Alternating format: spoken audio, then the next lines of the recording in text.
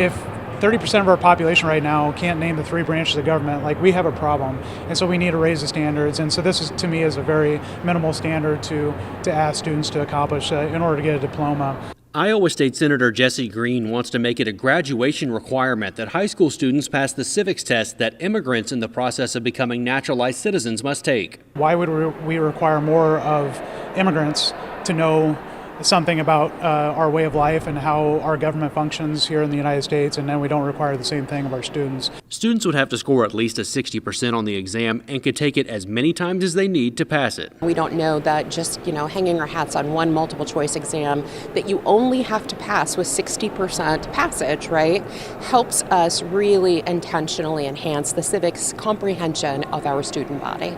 Melissa Peterson, a lobbyist for the state's teachers union, has concerns that districts would have to foot the bill for the test, and it adds to the number of exams students have to take.